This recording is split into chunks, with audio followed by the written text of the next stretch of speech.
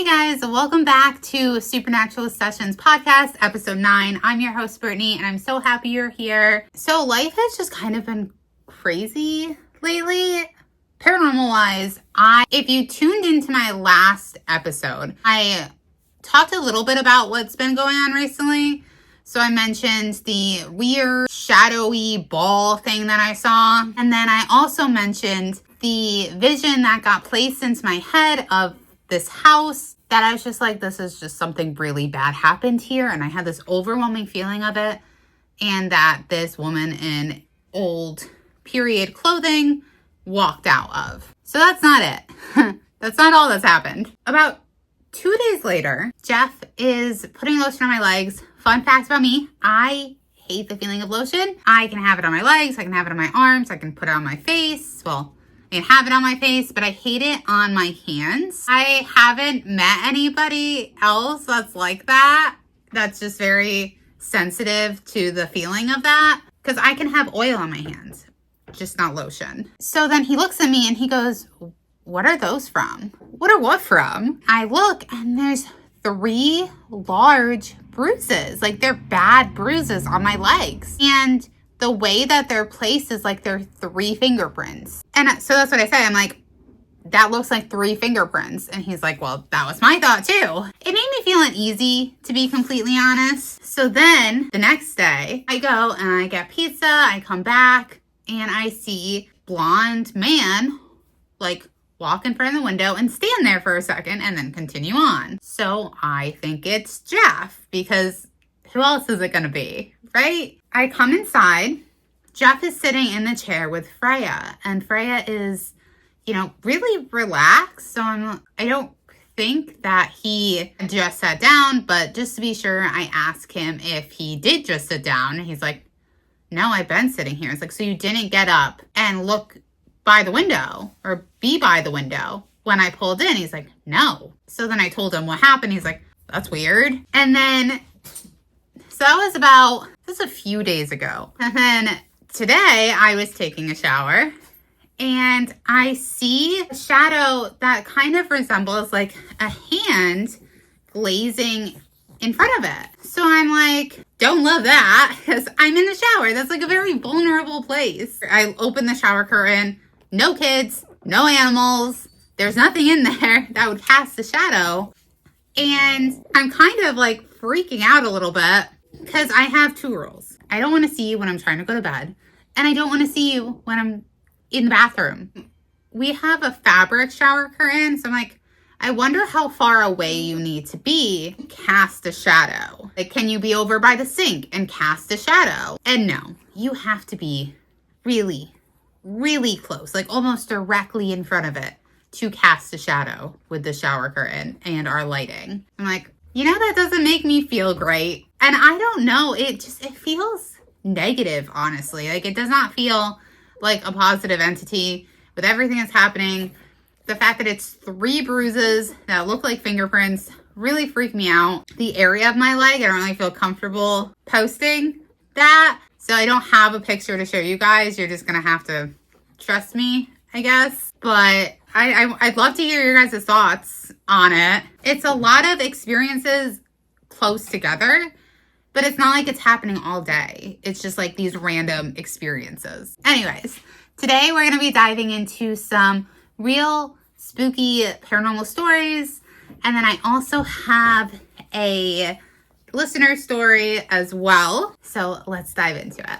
So here's the first one. It says here, it's titled, Here's a Strange Thing That Happened to Me a Few Years Ago. It happened about 6 years ago. We live in a neighborhood where all of us, our family and relatives, have houses right next to each other. One evening, I was standing outside my house with my cousin. She was about to walk back home. It's right across from mine, like a 2-minute walk. While we were still talking, we saw another one of our cousins walking from her house towards the house of the cousin who was with me. But she wasn't alone. Walking beside her was one of our other relatives who lives in a different city. We both clearly saw her and assumed she had come to visit without telling anyone. I even thought about getting ready and heading over to hang out with them. But a few minutes later, my cousin who had just arrived home called me, completely freaked out. She said, our cousin is here, but she's alone. The other girl you saw with her, she's not even in town. We're both shocked. When our family asked us about it, we both described the same girl, same clothes, same face, everything. But my cousin who saw her up close confirmed she was definitely alone. To this day, we still have no idea who or what we actually saw. So it definitely sounds like they saw a spirit. And it's crazy that they both saw it. Here's the next one. It's titled Mimic. One time I was around 11 years old. I was outside at night playing flashlight tag with my cousins. It was about 9 o'clock at night and we were allowed to stay up late because it was spring break. We lived in a very empty spot in the middle of nowhere, just hills and trees, and we have a very few neighbors. Me and my cousin were walking around only 5 minutes into the game when we decided to split up. I chose the barn. He chose the house. Walking towards the barn, I saw something I still to this day can't figure out what it was, but it was prominent and bright, almost like eyes. It was standing right in front of the fence, but there was no animals in the barn.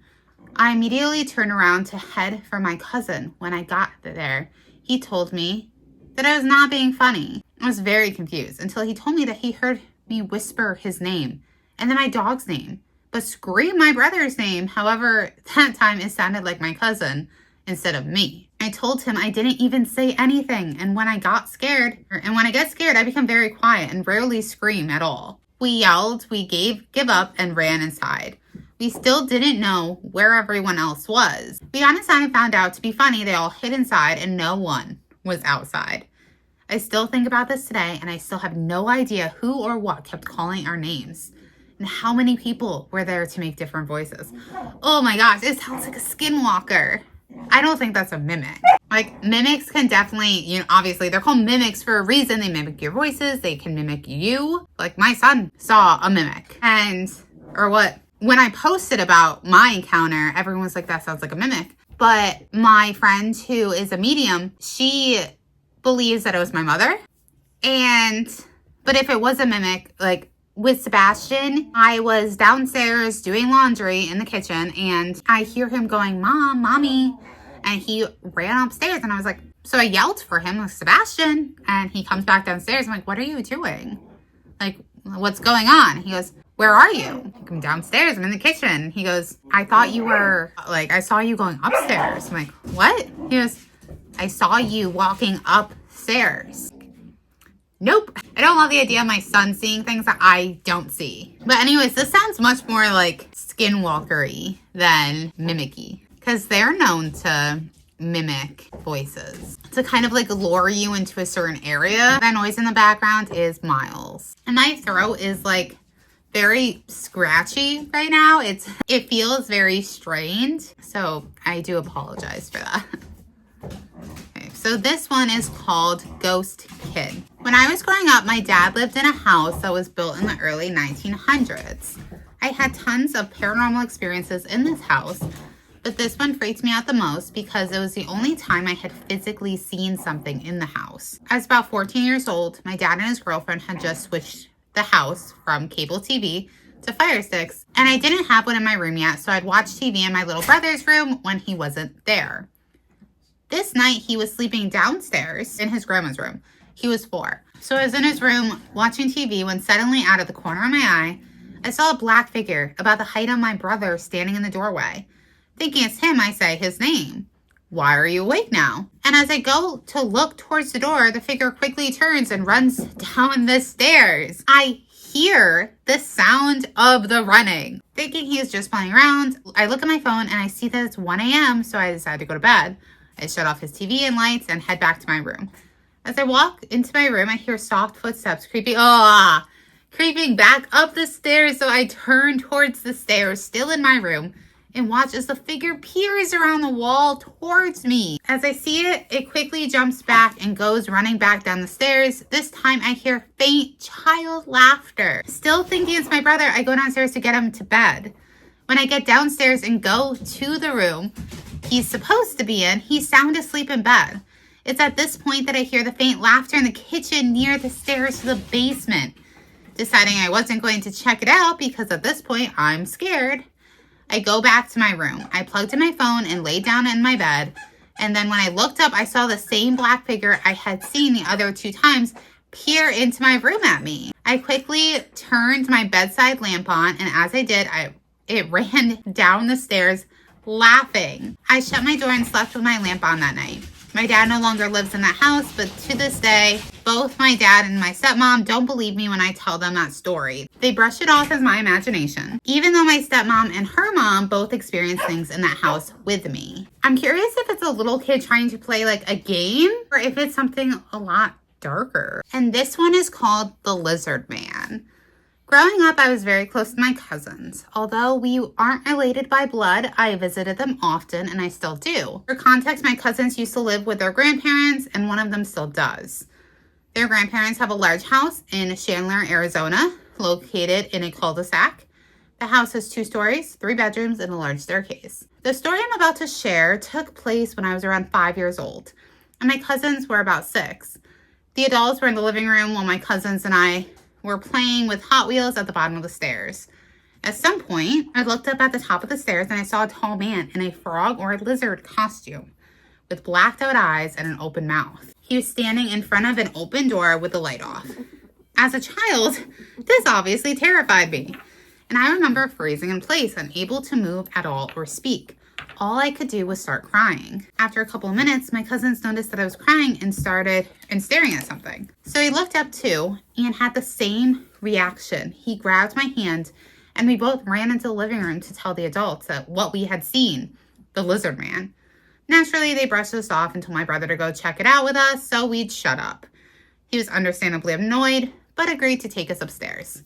When we reached the top of the stairs, the door the creature had been standing in front of was now closed, with a teddy bear hanging from the doorknob. Was that there before? If not, that's disturbing. He opened it, turned on the light, and walked in. After a moment, he said, "Nothing's there," and walked downstairs. Now, I know this isn't the scariest story, but it all has always bothered my cousin and me about what we had seen that day. I've often wondered if someone else had a similar story or if anyone had ever seen anything like this. Since that day, I have never seen it again, but it still gives me chills to talk about because of how odd it was. Let's just say I don't go upstairs alone. It doesn't seem like it was a prank, only because adult seems annoyed. Like, why are you bothering me with this? Last, let's get into a listener story. Now, this one's going to have 2 different versions. It will have the podcast version where I'm going to be basically telling you a summarized version, what was sent to me. And then the YouTube version, if you want to go check that out, if you're not already on YouTube, my channel name on there is Brittany and Briere. If you typed in Supernatural Sessions podcast, the video would probably pop up as well. But that version will have actual clips of the video that was sent to me of Theo talking himself as well. So Theo had sent me a video, and the reason why he sent it in video form was because it's more personable. He talks a lot with his hands. I talk a lot with my hands, so I completely get it. But I did think it was cool to have 2 different versions, and I'm not super electronically inclined. So condense it to audio version and stuff. I don't really know how to do that. I'm very new to audio recording worlds because I started off just doing the YouTube versions, and I do all the editing myself. So, but it is nice when somebody does send me a video because I get to see the reaction. I get to hear it from them. So if you want to hear it from Theo, you can go and check out the YouTube version. Theo lives in Sedona, Arizona, and his paranormal experiences started about 21 years ago. He came from a religious background, but he always believed he was a mystic at heart. He would have these experiences that he believed were just imaginary. But in 2004, he started to question if those childhood experiences were truly imaginary. I find most of these beings are very sensitive to energy, psychic, emotional, spiritual energy. And so they tend to use a level of discernment and grace on when to interact with certain people, especially if they know they're going to cause a real intense fear response. Now, of course, some beings are a little more rambunctious than others, as you stated in some of your gnome encounters. And I suspect there are reasons for why they act certain ways at times. Yes, some of them can be a little prankstery, but in my experience, they don't tend to mean actual harm. Sometimes they're attempting to protect an area, especially if they know someone's bringing in we'll say, certain energy that isn't really workable for the balance of their people, their home. If they're concerned someone might disrespect it. He does talk about, in the video, he talks about the pain between humanity and fairies, because fairies were misused and betrayed several times over history by magicians and alchemists and people that wanted to exploit them or harm them instead of work with them. I've mentioned several times that I believe that we are truly going to need to reconnect with the other world to become whole again. Theo talks about how fairies do genuinely want to heal their relationships with humans, and that also Gaia is also waking up. Now, Gaia is Mother Earth. How I perceive it, Gaia, the spirit of the consciousness of the earth herself, is waking up right now, is rapidly becoming more and more aware. I perceive I've had some really profound interactions with her, and she's, a lot of people would think such a vast consciousness wouldn't have really personal interactions with people, but I find that she does. And a lot of these elemental type beings are almost like emissaries of her consciousness. Just like the cells in our body, they're emissaries of an overall consciousness. So it's a pretty cool arena to dive into. It's a lot. It's definitely a different way of perceiving reality and understanding how things work. He also talks about aliens and how they helped him when he was coming out of rehab, alcoholism. And I do really applaud him. One, for even mentioning that. Two, because that's hard. Like, my mom was an alcoholic, and that's something that a lot of people, unfortunately, don't get help with. And it shows a tremendous amount of strength to even seek help with that, let alone get better. So I think that is amazing. He also mentions that in 2012, he had worked with Stephen Briere. Stephen Briere is very popular in the extraterrestrial community. He's very revered. But he worked with him to learn to connect with extraterrestrials. And he talks about this gold craft being intercepted by military, which was in a documentary that Stephen Briere had done.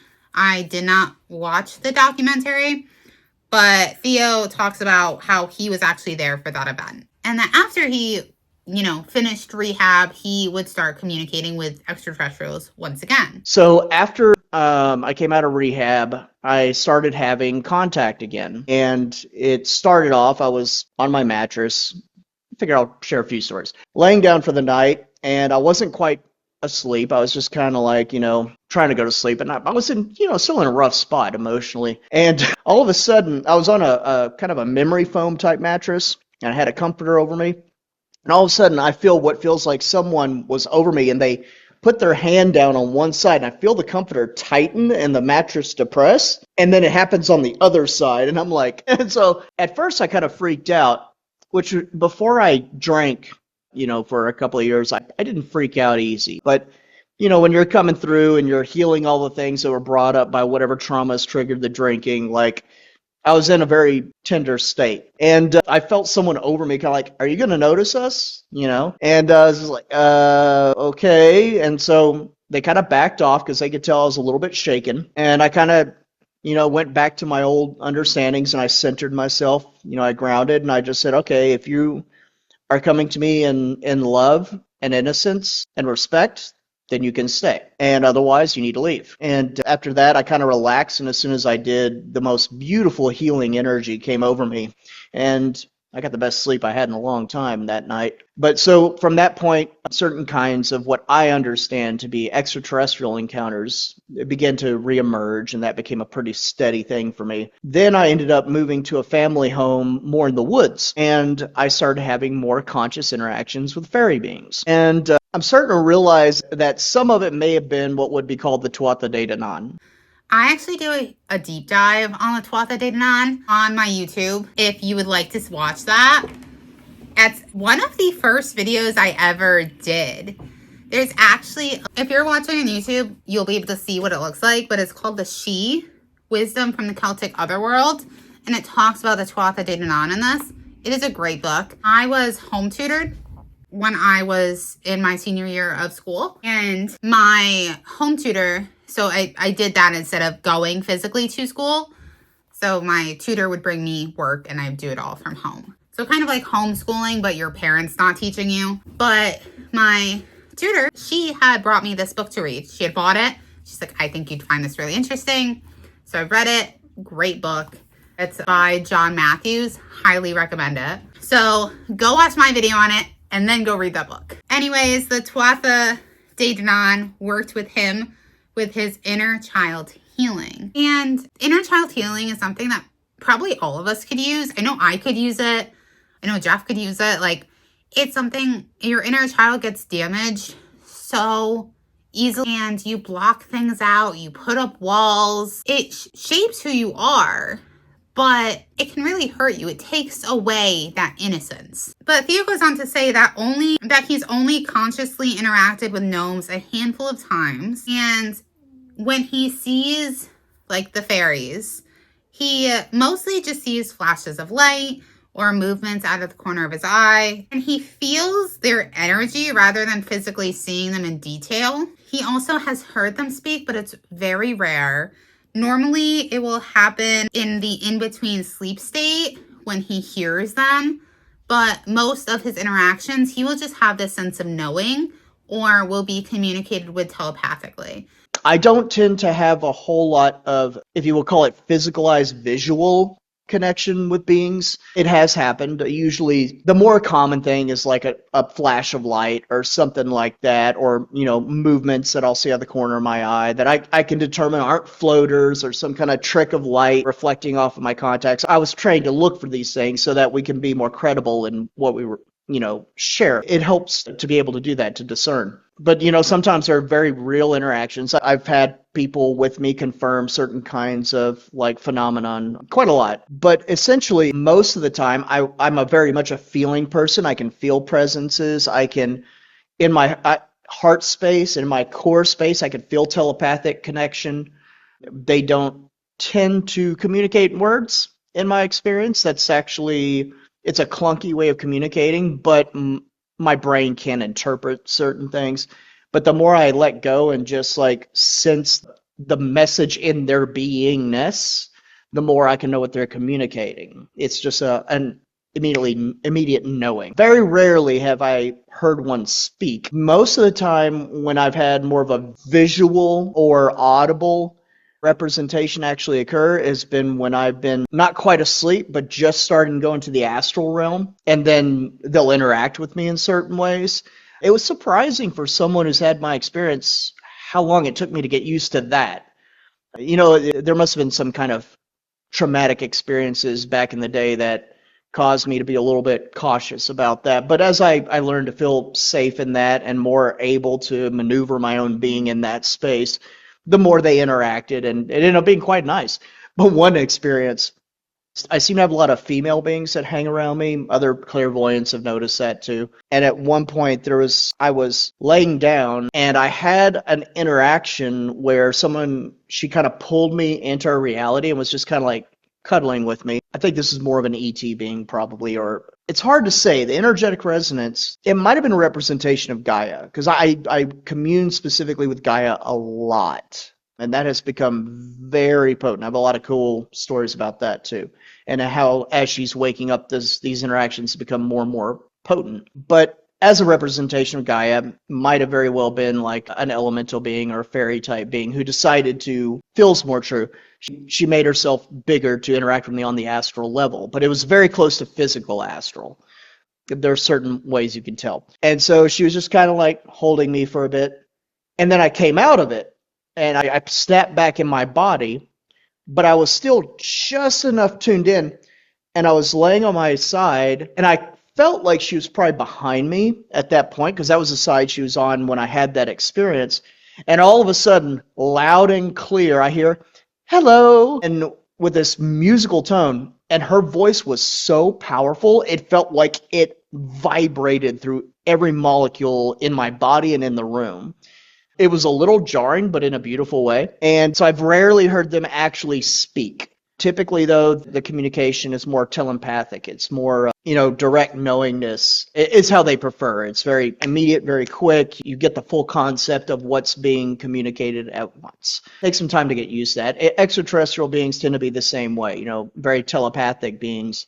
He also goes on to say that gnomes can be standoffish, and in 2 accounts with them, they did seem friendly, but for the most part, they're, scared. They have a lot of pent up, anger and fear towards us, and they're just nervous. Whereas fairies are more friendly and they're playful. They love a challenge and they're also sensitive. He says that getting to know your inner child will help you interact with them. And that's not an easy thing. Like, I don't want to make it sound like it's easy, because you are battling hardships, essentially. But it's still so worth it. I know I need to put in the work. So I'm not saying like this as I put in all this work and you guys need to do this. It's something that's, I think everybody should do. And I need to do it too. He also recommends approaching gnomes with respect and understanding, and says that he has seen fairies in humanoid forms and even the stages going towards their true forms. And this is something that I've read a lot about, that fairies don't typically look like how we see them in books. The reason why they look like that is because we think they do. So they're almost mirroring our portrayal of them. And I think it's to put us more at ease. And he does talk about how fairies and these beings, they don't want to scare us. Obviously, there are negative of everything, but their goal is not to scare us. So they don't want to instill something like fear. So if they can portray themselves as something that we're comfortable with, then we're less likely to be fearful. He also talks about how it's important to feel safe in your own energy. Like, you have to be confident that this is your safe space. Nothing that's not love and light can get in, and really put up that boundary for yourself so you're not letting these negative things in and these negative things affect you. Also knowing that you are safe. I'm a little different than a lot of other people. I tend to feel safe with things that others freak out about. Again, I've been diving in these arenas for a good 20 plus years. I've learned how to deal with certain energies and things. I rarely, but yes, I have run into some, let's say, not so innocent beings, and I know how to deal with that. But I've always had this kind of, I guess, ballsiness about me. I'm just wired different or something. And so one of the things I do is I share with people like how to feel safe in their own energy and how to know their own power in these experiences, so they can feel safe being in a place of like, hey, I'll find out for myself, right? And here are the rules. I always have like certain rules. I said, interact in love, innocence, kindness, and respect. And in those, if that's possible, if that's their intent too, we can interact. If not, no thank you. So that's what I do. And I set that as a strong, like, that is my intent and my will, right? And I commune with Gaia sometimes, actually pretty often, because I find we're together in this. I commune with her to support that, because we are also representations of her consciousness, to me, my perspective. And I find she loves to do that. She loves to set safe spaces to heal these divides, to help us really innocently see each other and know each other and find win-win situations. It's a big thing I feel like humans are needing to learn right now. If you look at any conflict in the world at the moment, it's all caused by people not being in their innocence with themselves and each other. So in a way, I feel like these beings are intending to help us get this, because one way or another, who we are and what we do will have an impact on everyone. Wow, this video turned into something a bit larger and deeper than I expected, but here you go. Anyway, I hope this is helpful, and if you have any questions, let me know. All right. Thanks for doing what you're doing, Brittany. If you have your own paranormal experiences, I would love to hear them, and I want to start sharing more on the podcast. So make sure to email them to Supernatural Sessions. I've said this before, and I'll say this again. I want this to be a community where you feel safe to believe in whatever you believe in, to share your encounters and not feel judged. I love how open Theo was with me and like so unapologetic. He's like, I'm going to sit down, I'm going to record this video, and like, it doesn't matter how long it is. I'm just going to speak from the heart of my experiences. And that's so beautiful. So thank you so much, Theo, for trusting me to convey your experiences, to share your experiences with. It's such a beautiful thing to be able to connect with different beings and to have that ability. Make sure to tune in next Wednesday for the next episode of Supernatural Sessions. You can listen on Spotify, Apple Podcasts, or watch on YouTube. If you're on YouTube, please make sure to hit that like and the subscribe button. Also, make sure to comment down below. Commenting does help. If you're over on Spotify or Apple Podcasts, please make sure that you're following the podcast as well as giving it 5 stars. Also, word of mouth, just sharing, telling your friends and family about the podcast. I'm also going to be creating a Facebook page where you guys can share your encounters or talk about your encounters. I'll also be posting different paranormal things and sharing different paranormal things to it. So I just really we live in a world of so much judgment, and I want this to not feel like that. Not saying I'm not perfect. I have judged things, but your personal paranormal encounter, I can promise you, I never will. And with that, I will see you guys in my next episode. In the meantime, stay spooky.